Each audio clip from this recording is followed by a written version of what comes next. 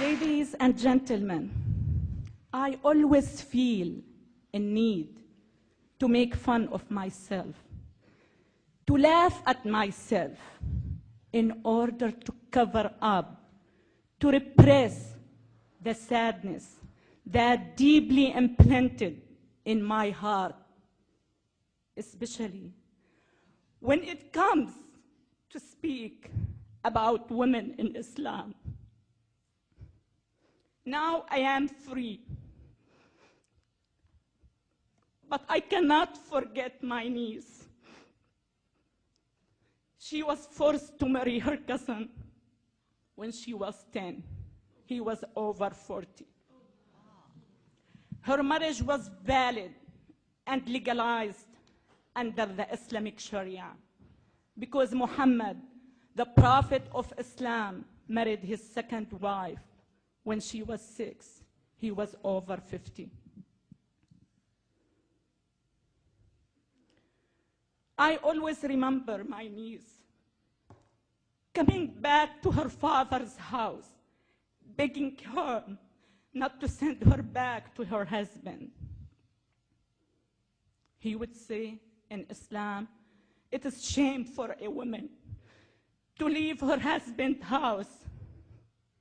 God will reward you for obeying him. At the age of 25, my niece committed suicide by setting herself on fire. She was burned to death, leaving 4 children behind her.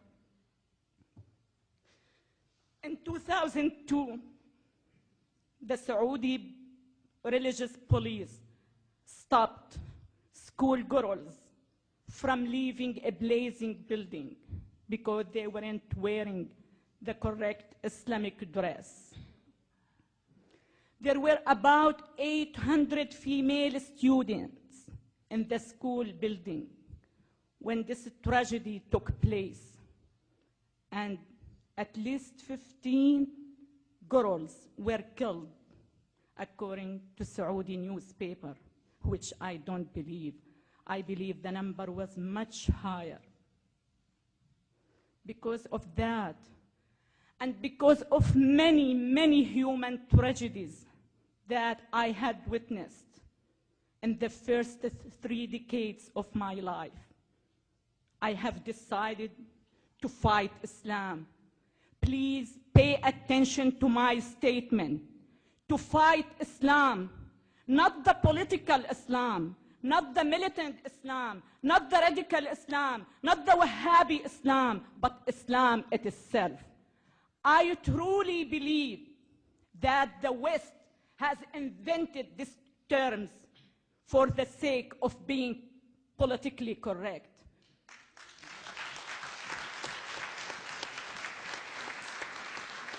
Growing up in Syria, I have never heard but Islam. Islam has never been misunderstood. Islam is the problem, but no one is stating the truth. No one is taking a hard look at the root of the terrorism, which is the brainwashing machine called Islam. Islam is not up to me, is not up to any Muslim man or woman. Islam is exactly what the Prophet Muhammad did and said. In order to understand Islam, you have to read the biography of Muhammad.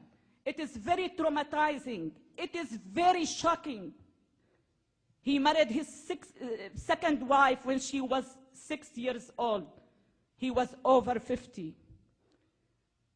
I just came back from France.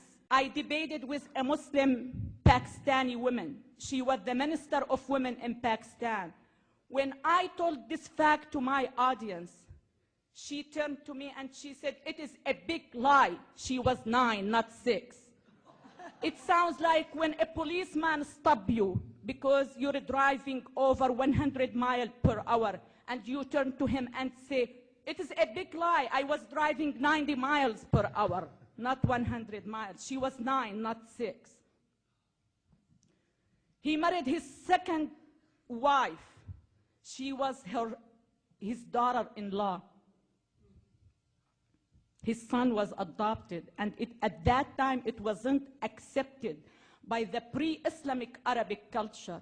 So he turned to his followers and he said, I was told by God that adoption is forbidden. And adoption, believe it or not, has been forbidden in the Islamic culture, just to justify his marriage of his daughter-in-law. His third wife was Safiya. She was a Jewish woman. It was well documented, well written in our school book, that he attacked her tribe. He killed her father, her brother, and her husband at the same day he slept with her. That's what I call Islam. You need to know, you need to understand that Islam is the problem. I am sick and tired of people here in the West asking me to soften my message. I am sick and tired of people asking me, are you trying to change 1.3 billion people? Yes, I am trying. Yes, I am.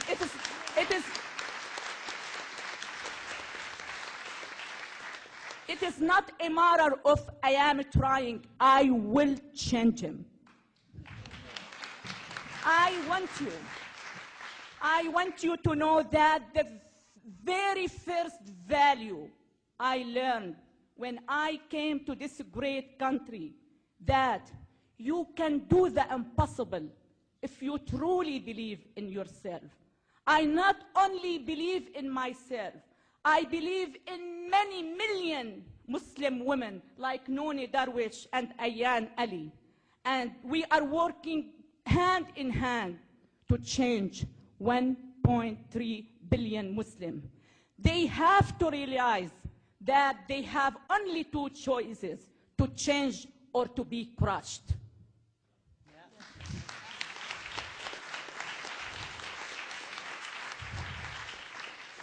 Please, please don't let your civilized way of thinking interfere with your defending your great country. Please, please defend your values. Please defend your freedoms. Defend the heaven you are living in.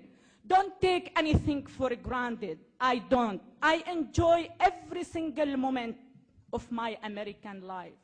Just walking down the street by myself without being accused of being a whore is a bliss for me. Just chatting with my next door male neighbor without being accused of committing adultery is a bliss for me. Having a cup of coffee at Starbucks by myself is a bliss. Please, please don't take anything for granted. Please defend this beautiful country. My dream is to see my country, Syria, as free as America, not the other way around.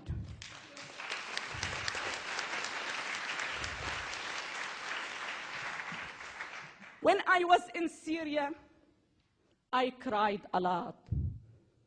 Now that I am free, I still cry, and much harder, for those women whom I left behind. My dream of one day, having all of them free, should be the dream of all humanity.